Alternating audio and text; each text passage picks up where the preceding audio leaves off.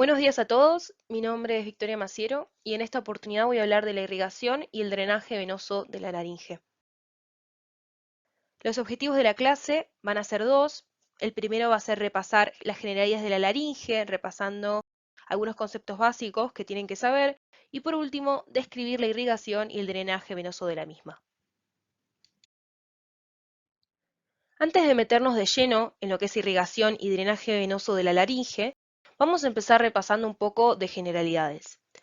Como saben, la laringe es un órgano impar que se va a encontrar en la línea media de la región cervical y pertenece al sistema respiratorio, dando paso al aire que va a provenir de las fosas nasales y de la faringe hacia la tráquea y por consiguiente a los pulmones, y además es el principal órgano de la fonación, ya que contiene en su interior a lo que son las cuerdas vocales, que cuando pasa el aire las hace vibrar y va a producir la voz, o mejor dicho, el sonido laringio.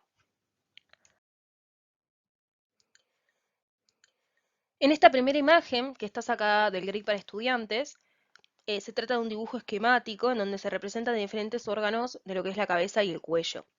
Tenemos en azul las dos cavidades nasales que van a comunicar con el exterior a través de lo que son las narinas. Entonces el aire entra por las narinas, pasa por las cavidades nasales y llega a la nasofaringe a través de las coanas. De allí va a seguir por lo que es la orofaringe y laringofaringe. Y va a entrar a la laringe por la entrada de la laringe, la entrada superior de la laringe, pasa a la zona supraglótica, o sea, al vestíbulo laringio, luego por la zona glótica y después por la zona infraglótica para llegar eventualmente a lo que es la tráquea y de ahí, consecuentemente, a los pulmones. Recuerden también que el aire puede venir accesoriamente de la cavidad bucal. Entonces el aire entra y accede a la cavidad oral a través de lo que es la hendidura oral, pasa por la cavidad y llega eventualmente a la orofaringe a través del istmo de las fauces. De ahí orofaringe, laringofaringe, las diferentes porciones internas de la laringe, la tráquea y los pulmones. En esta segunda imagen es un corte sagital de la cara del cuello. Esto es anterior, esto es posterior, esto es superior y esto inferior. Se puede aplicar todo lo del esquema anterior y marcar las relaciones más importantes de la laringe. Como vemos, se va a encontrar inferior a lo que es el hueso hioides, superior a la tráquea y anterior y un poco inferior a la faringe. Y a través de la faringe y espacio retrofaringeo hacia posterior se va a relacionar con la columna vertebral. Recuerden que la laringe es un órgano bastante móvil y que en el adulto llega aproximadamente hasta la sexta vértebra cervical. Y por último, la laringe es un órgano cartilaginoso, como saben, y va a estar formado por 9 cartílagos. 3 de ellos van a ser impares y se van a encontrar en la línea media, y 6 van a ser pares y se van a encontrar lateral a la línea media. Estos se van a entrecular todos entre sí y van a dar la forma característica de la laringe. Entonces en la línea media encontramos a la epiglotis o epiglotis, al cartílago tiroides y por último al cartílago cricoides. La imagen de la izquierda es una vista anterior y esta es una vista posterior. Son los mismos cartílagos y están marcados desde anterior y desde posterior. Este hueso es el hueso hioides. Bien, los cartílagos laterales van a ser los cartílagos aritenoides, que se van a articular con el cricoides. Los vamos a ver bien en una vista posterior, si bien en la vista anterior se ven, si se fijan, eh, traslúcidos por lo que es el cartílago tiroides. Los marcamos en la vista posterior y vemos que se articulan con el cricoides a través de lo que es el borde superior de la lámina del mismo. Y estos a su vez se articulan hacia superior con los corniculados. Acá faltan los cartílagos cuneiformes, que no se pueden ver en estas imágenes, ya que se encuentran en el espesor de los pliegues aritino-epiglóticos. Y haría falta la mucosa para poder marcarlos bien. Igual de todas formas son inconstantes.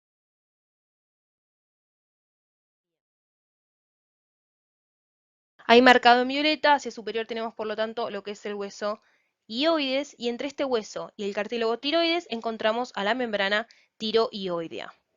Estos son métodos y mecanismos de fijación que tiene la laringe. Y entre el cartílago tiroides y el cricoides encontramos a la membrana cricotiroidea o también la denominan ligamento cricotiroideo. Después de ese repaso, vamos a pasar ahora directamente a lo que es la irrigación de la laringe. Vamos a empezar con este cuadro sinóptico de la irrigación laringea. Como vemos, la irrigación laringea va a estar dada por las ramas de principalmente dos arterias, lo que es la arteria tiroidea superior y la arteria tiroidea inferior. Recuerden que los orígenes de estas dos arterias son distintos. La arteria tiroidea superior va a nacer de la cara anterior de la carótida externa, mientras que la arteria tiroidea inferior nace del tronco tirocervical de la arteria subclavia. Entonces, estas dos arterias van a dar lo que se denomina las arterias laringeas, que son las que irrigan directamente la laringe. Son en total de 6, 3 de cada lado. Entonces tenemos que de la arteria tiroidea superior van a nacer la arteria laringea superior y lo que se denomina la rama cricotiroidea, o también antes se la llamaba arteria laringea media o externa. Se dice que esta última rama, la rama cricotiroidea, puede nacer directamente de la arteria tiroidea superior, así como también puede nacer de la arteria laringea superior. Y la rama de la arteria tiroidea inferior que irrigará la laringe se denomina arteria laringea inferior o antes llamada arteria laringea posterior. Ahora vamos a ir viendo arteria por arteria y las vamos a ir marcando en imágenes con preparados. Vamos a empezar con la arteria laringea superior. Esta es una imagen, un dibujo sacado del Néter, en donde vemos parte de la cabeza y del cuello. Esto va a ser anterior, esto posterior, esto superior y esto inferior. Encontramos entonces en esta imagen a la laringe, en íntima relación a anterior con lo que es la glándula tiroides, con los lóbulos y el istmo de la glándula. Vemos cómo se encuentra anclada hacia superior al hueso dioides a partir de la membrana tiroidea. Esta es la región supraioidea, esta es la cara, y acá vemos que en esta imagen se está dando prioridad a lo que va a ser lo arterial. No vemos ni venas y vemos muy pocos nervios. Tenemos a la arteria carótida común, a la arteria carótida externa y a la arteria carótida interna. Tengan en cuenta que en esta imagen se han removido todos los músculos pertenecientes a la región infraioidea, pero es que estos se encontrarían cubriendo hacia anterior a la laringe y a la glándula tiroides. Podemos marcar así principalmente a la arteria laringea superior, naciendo de la arteria tiroidea superior. Su origen se va a dar unos centímetros superior a lo que es el cartílago tiroides. Como ven, tiene un trayecto bastante horizontal o incluso oblicuo hasta que llega a las cercanías de la cara lateral de la membrana tiroidea, a quien rápidamente va a atravesar. En este trayecto, la arteria va a estar acompañada principalmente por lo que es el ramo interno del nervio laringeo superior, y juntos van a atravesar la membrana tiroidea. En esta imagen vamos a marcar su territorio vascular. Es un corte coronal de la zona de la laringe, lo estamos mirando desde posterior, y podemos marcar las tres zonas diferentes de la configuración interna de la laringe. Primero la glotis, o zona glótica, hacia superior de la glotis la región supraglótica, o también denominada vestíbulo laringio, y hacia inferior la región subglótica, o infraglótica. Podemos marcar en la imagen a la glándula tiroides, parte de sus lóbulos, al cartílago tiroides, a la membrana tiroidea, que va a unir al cartílago tiroides con el hueso dioides. Y ahora bien, esos dos círculos marcan lo que es la arteria laringea superior con el ramo interno del nervio laringeo superior, una vez que ya atravesaron la membrana tiroidea. Más hacia el lateral, el corte también agarra lo que son los vasos tiroideos superiores, la arteria y vena tiroidea superior. La arteria laringea superior, entonces, atraviesa la membrana tiroidea y se va a dividir en dos tipos de ramas ascendentes y ramas descendentes. Las ramas ascendentes se van a distribuir por la mitad superior de la epiglotis y por la mucosa de la zona subepiglótica, distribuyéndose por los músculos de la zona y por lo que es el vestíbulo laringio. Además, también va a irrigar la zona de los canales faringolaringios, o también llamados recesos piriformes, que no se observan en esta imagen. Esas son las ramas ascendentes. Las ramas descendentes se van a perder por lo que son los pliegues aritenoepiglóticos en las cuerdas vocales superiores y en los ventrículos.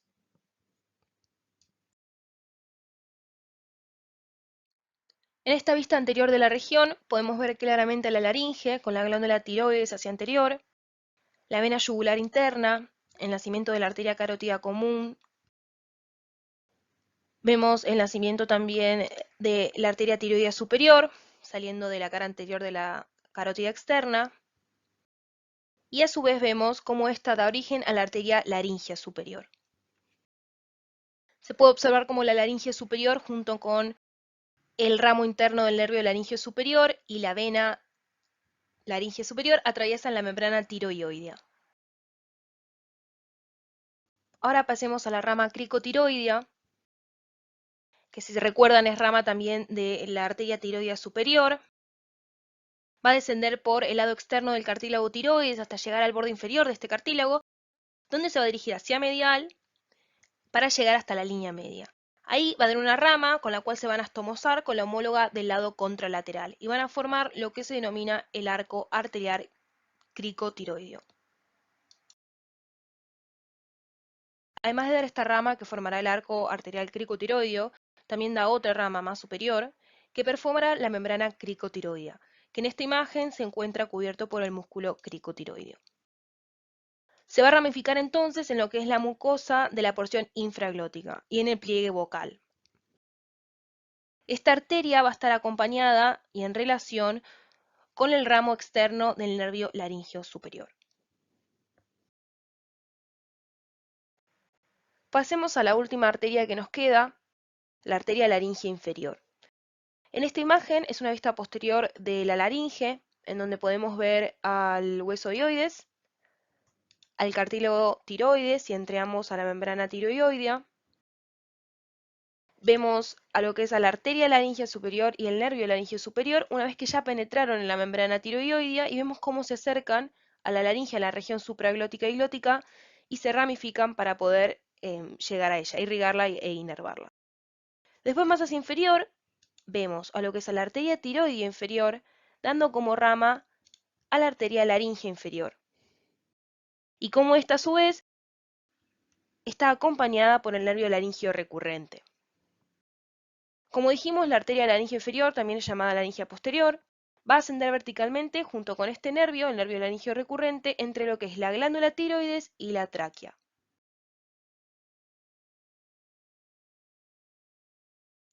Penetran juntos inferior al músculo constrictor inferior de la faringe, que no se observa en esta imagen, para llegar a lo que es la laringe, inferior al cartílago tiroides. Van a terminar en los músculos cricoaritenoideo posterior y el área aritenoideo. Como se ve en la imagen, esta arteria se va a anastomosar con lo que es la laringia superior y también con su arteria homóloga del lado contralateral. Ahora voy a marcar las arterias que venimos viendo, pero en un preparado, ya no en un dibujo. Entonces, esta es una vista lateral de una hemicara derecha y un hemicuello derecho. Esto es anterior y esto es posterior, esto es superior y esto es inferior. Podemos marcar entonces como estructuras reconocibles a la vena yugular interna, a la arteria carótida común y a la arteria carótida externa, y entre ambos hacia posterior al nervio vago. Acá no podemos observar directamente lo que es la laringe ni a la glándula tiroides, porque como dijimos va a estar cubierta hacia anterior por lo que son los músculos de la región homoioidea. Entonces podemos ver a los dos músculos que forman el plano superficial de esta región, que son el homoioideo y el esternoioideo. Vemos un poco de lo que es el lóbulo derecho de la glándula tiroides, tapado parcialmente por estos dos músculos hacia anterior. Y vemos a la arteria tiroidea superior dando como rama a la arteria laríngea superior, que si bien, y prestan atención, está atravesando lo que es la membrana tiroidea, junto con el ramo interno del nervio laríngeo superior. En esta vista anterior de la región cervical vamos a mostrar las arterias de esta región junto con algunos órganos, mientras que la parte venosa la voy a explicar más adelante cuando veamos drenaje venoso. Entonces podemos observar el hueso hioides, a la laringe y a la glándula tiroides. También podemos ver lo que son los músculos esternoioideos, cortados, los tiroioideos y los músculos cricotiroideos. Arterial vamos a ver lo que es el tronco brachiocefálico dando a la arteria carótida común y esta a su vez dando a la arteria carótida externa. Y vemos cómo de la carótida externa nace lo que es la arteria tiroidea superior, que está dando como rama a la rama cricotiroidea. Habíamos dicho que esta rama se anastomosaba con la homónima contralateral para formar lo que es el arco cricotiroideo. El tronco brachiocefálico a su vez va a dar a lo que es la arteria subclavia derecha y esta arteria vemos que está dando el tronco tirocervical. De este tronco va a salir lo que es la arteria tiroidea inferior, que a su vez dará a la arteria laringea inferior. Habiendo terminado con la irrigación de la laringe, ahora vamos a pasar al drenaje venoso. Vamos a empezar también con un cuadro sinóptico, como hicimos con irrigación. El drenaje venoso laringio va a estar dado principalmente por dos venas, la vena tiroidea superior y la vena tiroidea inferior. Ahora bien, la vena tiroidea superior va a drenar directa o indirectamente, después vamos a ver, en lo que es la vena yugular interna. Mientras que la vena tiroidea inferior, siempre las dos, la derecha y la izquierda, generalmente drenan en la vena brachiocefálica izquierda. Drenando en la vena tiroidea superior, naciendo directamente de la laringe, vamos a tener a la vena laringea superior y a la vena laringea media. Mientras que drenando directamente en la vena tiroidea inferior, tenemos a la vena laringea inferior. Como ya vimos la irrigación de la laringe, es mucho más fácil ahora hablar de lo que es el drenaje venoso. Lo vamos a dividir en tres corrientes principales, la corriente de la vena laringea superior, la corriente de la vena laringea media y por último la vena laringea inferior. En esta imagen podemos observar a la laringe y a la glándula tiroides en la línea media, más inferior lo que es el manubrio del esternón, que está cubriendo lo que es la formación de la vena cava superior. Entonces tenemos vena cava superior y las dos venas brachiocefálicas, la derecha y la izquierda. Y como estas a su vez van a estar formadas por la vena subclavia y lo que es la vena yugular interna. Y acá tenemos lo que es el ángulo yugulo-subclavio. Podemos observar también a la vena laringea superior. Esta vena va a corresponder a la arteria del mismo nombre, van a tener las mismas relaciones, van a ser de lo que es la porción supraglótica de la laringe, lo que es el vestíbulo laringio, los músculos laterales, y de ahí va a atravesar desde posterior hacia anterior lo que es la membrana tiroioidea. Para terminar drenando en lo que es la vena tiroidea superior o directamente en la vena yugular interna. A su vez, la vena tiroidea superior puede terminar directamente en la vena yugular interna o puede terminar a través de lo que es el tronco venoso tirolinguofacial, que no se observa en esta imagen. Esta imagen es simplemente para ejemplificar en el caso en el cual la vena tiroidea superior va a terminar en el tronco tirolinguofacial y de ahí en la vena yugular interna. Tenemos acá a la vena tiroidea superior, a la vena lingual y a la vena facial, y como juntas terminan en un tronco común, que es este tronco tirolinguofacial, y este a su vez termina en la vena yugular interna. La vena laringea inferior corresponde también a la arteria del mismo nombre y van a ser de la cara posterior de la laringe, donde se van a astomosar con una de las ramas de la vena laringea superior, de la misma forma que vimos que pasa con las arterias. Desde allí se va a dirigir hacia inferior y lateral para terminar en la vena tiroidea inferior, que estas venas a su vez pueden drenar solas o mediante un tronco común en lo que es la vena brachiocefálica izquierda. Por último, nos queda hablar de la vena laringea media, o también denominada vena cricotiroidea. Para ello vamos a utilizar esta imagen que ya vimos con anterioridad, pero solamente habíamos marcado la parte arterial. Ahora vamos a marcar lo que nos queda de la parte venosa. Para ello podemos observar la vena brachiocefálica derecha, junto con lo que es la vena subclavia derecha, la vena yugular interna, que está cortada del lado derecho pero está intacta en el lado izquierdo, y podemos ver cómo desemboca en la vena yugular interna, directamente en este caso lo que es la vena tiroidea superior. Esta vena está recibiendo a su vez la vena laringea media. Esta vena laringea media procede de lo que es la porción subglótica de la laringe y lo que son las cuerdas vocales inferiores. Se van a astomosar con la vena homóloga del lado contralateral, formando lo que se denomina el arco precricotiroideo. Después de haber atravesado la membrana cricotiroidea, en compañía con la arteria homónima, se va a dirigir hacia lateral y superior y se va a abrir en la vena tiroidea superior. Lo último que queda por marcar son las venas tiroideas inferiores, que en este caso su desembocadura está cortada, entonces no las estamos viendo desembocar en lo que es la vena brachiocefálica izquierda.